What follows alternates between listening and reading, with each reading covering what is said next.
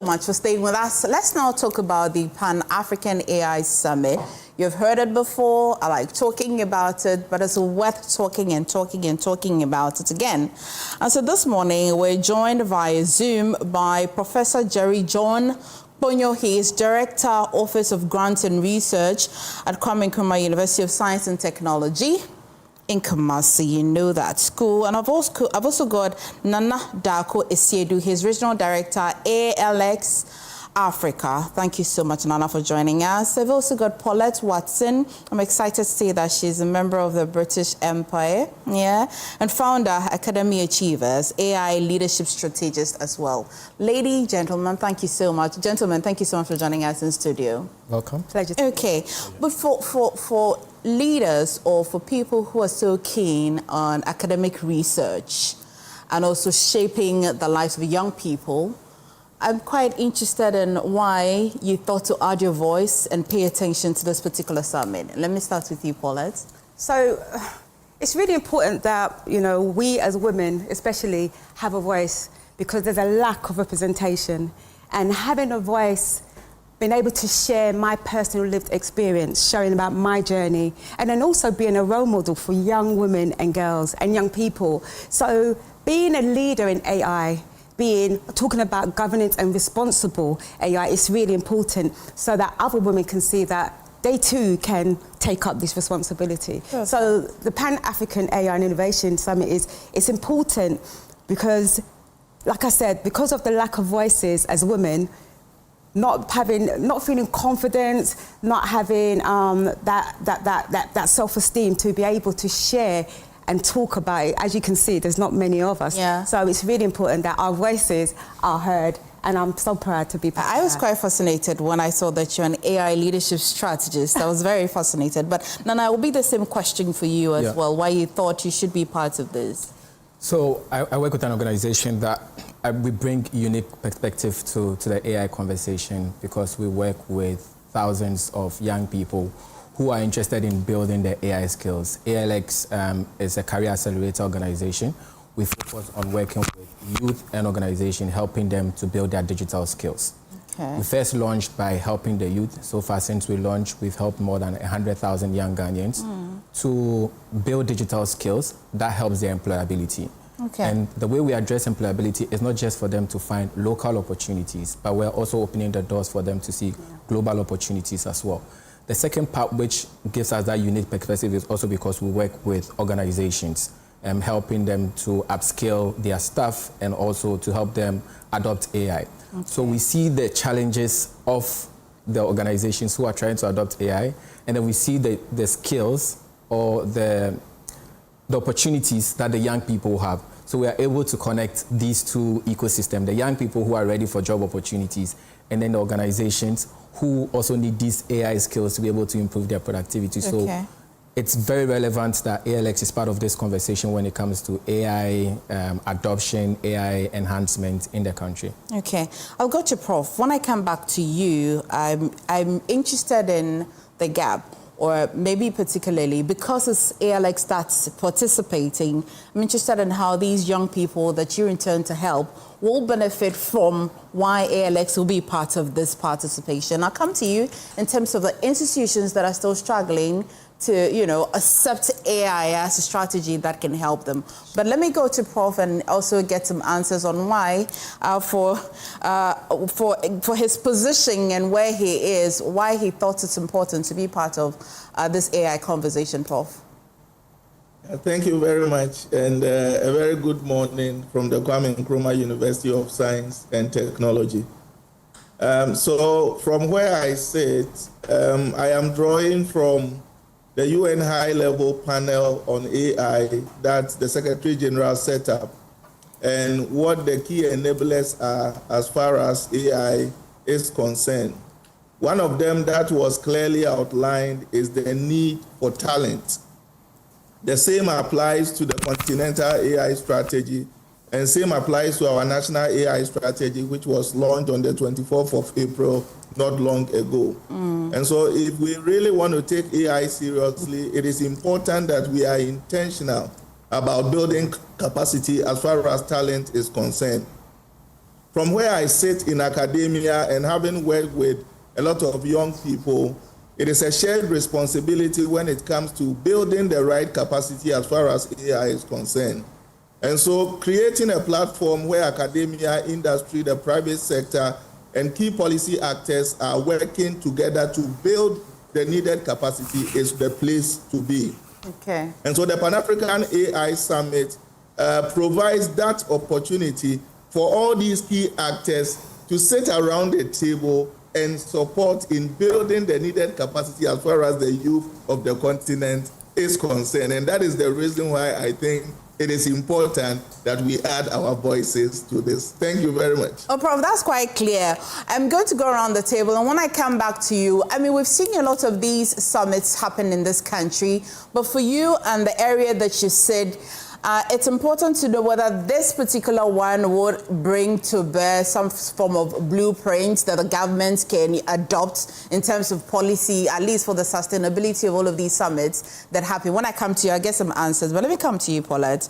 Not just businesses, but business executives are quite intimidated by AI. I can confirm this. Maybe if they hear from you, they will believe it. How can they how can they stay away from the intimidation and face the reality, because AI is here with us now?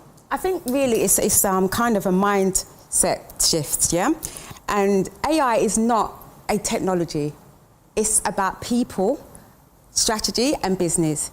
And leaders and institutions need to really think about what is the business problem and how are we going to solve it, as opposed to what AI tools are we going to get from Europe. And when we think about PwC, they are going to contribute, they estimate that AI is going to contribute 15.7 trillion to the AI global community. This is really, really, really big. And so leaders really need to be able to ask those questions and feel almost challenged that actually we have to ensure that we have the correct skill set, the mindset, being able to think how are we going to navigate for this strategically. And that's why with the Pan-African AI Innovation Summit, we are going to be able to see partnerships, we're going to be able to share knowledge, we're going to be able to collaborate, and that's where business will be able to adopt AI responsibly and ethically. I mean, adopt it responsibly. I like how you put it. But Nana, so you, for what you do for young people, I mean, not just in Ghana, but globally, how would they benefit from you being part of this innovation? Yeah, but just before, if I can just touch on... By all means. The World Bank has now described AI not just as a tool or technology, it sees it as an economic value to organizations. The same way you could consider staff, raw materials as tools or elements that are relevant to organizations. It's the same way the World Bank has seen the value of AI. So leaders that are shying away from this AI conversation, it tells you that you are shying away from something very significant. If you're in production and you need electricity, and you say you don't want to use electricity anymore, it's the same way the AI conversation goes. It's now an economic tool that organizations need to adopt. The ones that have adopted it now are seeing the value of it. So the delay is just a disadvantage to organizations that don't see the value of it. We understand the fear, and that is why we're having this conference. This conference brings out conversations, insights from business leaders and government policy makers, key stakeholders, that are going to really explain why it's important to be part of this discussion. Just wanted to touch on that. But to your question, for young people, why it's important to be part of this Pan-African AI Summit, it's because the summit is going to be a gathering of so many key stakeholders. Young people, what I can tell you, are looking for, one of the first things is jobs. At this conference, we're going to have employers. We're going to have HR professionals who will be telling young people what they're looking out for. The narrative about looking for jobs was a lot based on having a degree. Then it moved to having a master's. Now employers have moved beyond that. But do you know what employers are looking for? We, working with employers, know that they are looking for digital skills that can enhance your productivity. Because employers are looking for problem solvers. They're not looking for people to fill the seat. So at this conference, we'll be having all these policymakers in there, we'll be having all the experts in there.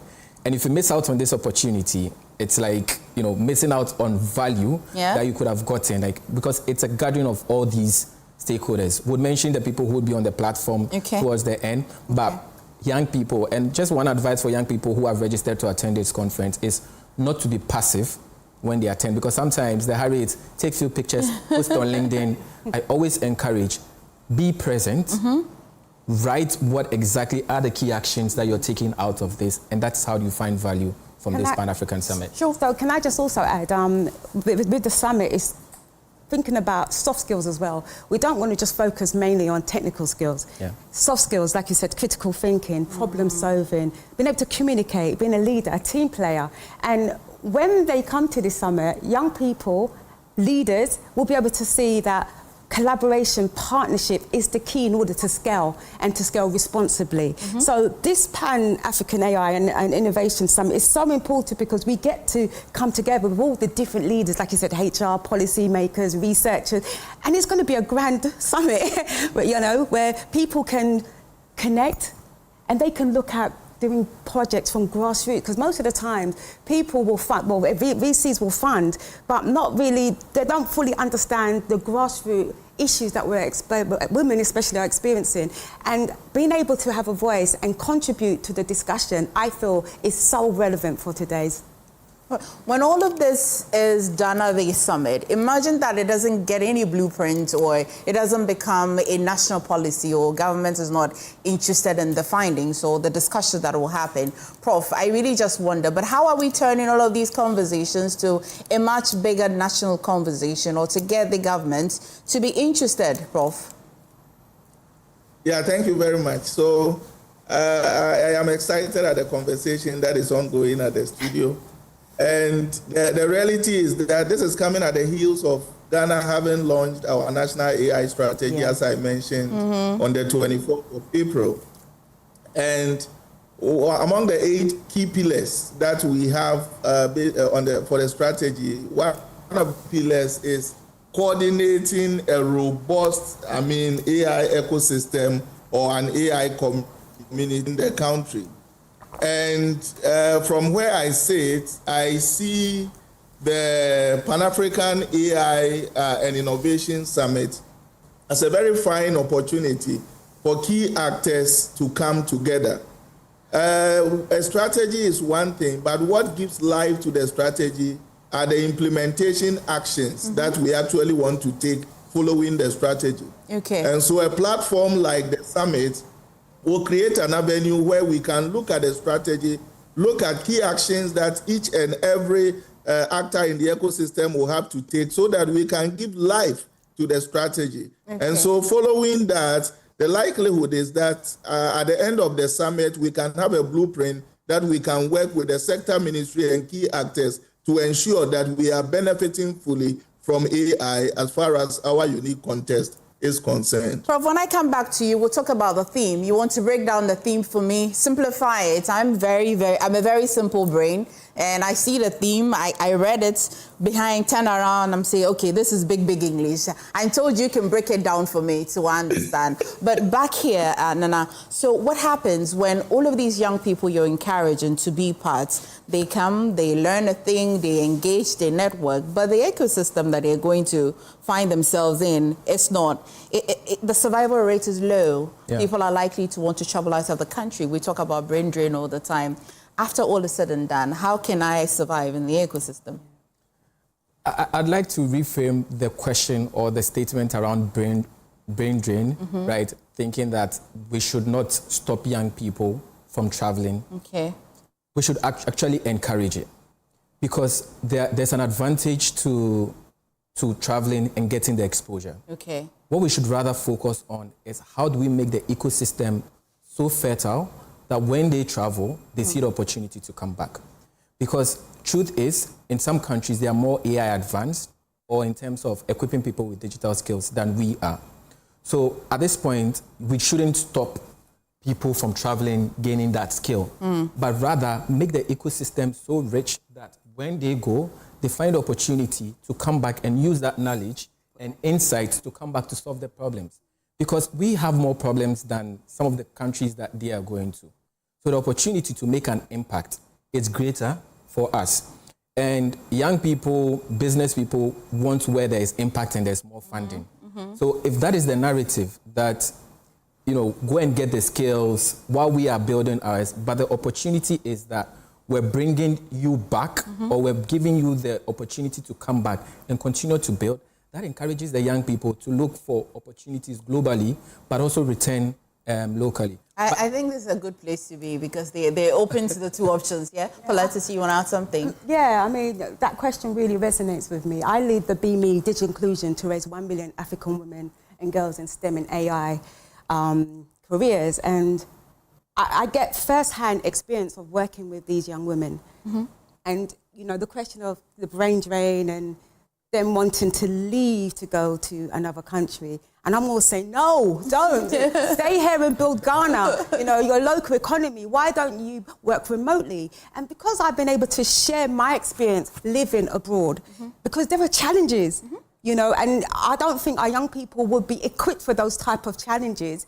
I'm not saying that they're not robust enough, but to go and trying to navigate a new system and dealing with, discrimination, racism, when they can be here in Ghana, work remotely, get paid up to 25,000 Ghanaian cedis and live like a queen that they are. Yeah. Why would they want to leave Ghana when Ghana has so much to offer them? So I do empower them. We have, with the BME program, we have our monthly webinars where we get different global leaders. Right now, we're doing the virtual work experience right now as we speak. Okay. And our amazing women, and a lot of the men are coming now because they said this is not just for women, we want to be a part of it. And they are having global leaders from across the globe talking to them and talking about the impact of the AI disruption. What does that mean? And these young women are being able to talk to these leaders and be able to say, well, actually, this is what we want to do. This is what's happening at grassroots, and this is how we want to make changes. And they're currently doing an ethical AI project. And I've told them that they have to come to the Pan-African AI Summit, Innovation Summit, so that they can contribute to the conversation. So when you talk about brain drain, it just resonated with me. I've got so many questions. I just want to take the theme from Prof first, and then Prof. Absolutely. Yeah, you return. Please break down the theme for me quickly. What's the theme this year? I can actually just say it quickly: scaling Africa's ethical AI and innovation ecosystem. That's correct. Please, what does it mean? Okay, so especially to me as a Ghanaian and African. what does it mean to you? So. We are having conversations around AI, but I'm glad that all through the conversation, we are not just looking at AI in its generic sense, but we are looking at responsible AI, we are looking at ethical AI, we are looking at a people-centered AI. This is the era for Africa. Yes. The median age for Africa is 19. We are the youthful population. And it is important that we take advantage by building the necessary capacity to be able to respond to the workforce as far as the AI revolution is concerned. Okay. And so a summit like this creates an opportunity first to assemble the youthful population, bring together industry, bring together the private sector, bring together key actors within the space to be able to energize that youthful population that we have with reference to responsible and ethical AI. We are doing so through collaboration. We are doing so through partnership. We are doing so through policy actions so that in future we can look back at having participated in the summit and say that indeed we were part when we set this in motion. Prof, so basically, in summary, that is what we are looking at. You're a professor indeed. Thank you so much for breaking it down. And I'm certain that on the day we'll hear more from you. And maybe we'll have another conversation before the event day. But I'm actually pressed for time. I'm just going to give you 30 seconds. I apologize, to take your final words. I just think that the Pan-AI African Summit, AI and Innovation Summit, is going to be an opportunity, like I said, to share our voices, to be able to connect and really talk about the impact, what's going to happen with AI. So having the researchers, HR, and having for women to have access to this is going to be a game changer. So thank you. I look forward to that, Paulette. Nana, please. I would like to add that some of these summits, conferences on AI are paid for. So it limits the access to everyone to have this, to benefit from this conversation and this insight. The Pan-African AI Summit is free. Yep. It's highly encouraged for the youth to be there. So go online, register. Because the value of having all these key stakeholders at one event, normally you'd have them speaking on different platforms, different forums. And you pay. And then you have to pay for it. But this time you're having the gathering of all of them, locally, globally. So it's a very rich platform to get this access for free. So I'd encourage everyone to sign up for it. All of you just made my work very easy. Thank you so much. Paulette Watson is founder, Academy Achievers, AI Leadership Strategies, and she's also just been telling you about the BME project. Another time we'll go more into that. And then I've also had Darko Asiedu. He is Regional Director, ALX Africa. Earlier we had Professor John Kponyo, his Director, Office of Grants and Research at the Kwame Nkrumah University of Science and Technology. I'm certain we'll have another conversation before September. Thank you so much for coming. Well, yeah, I'm excited. Well, E-Corner with Noella, I know she's got a surprise for you, so please stay.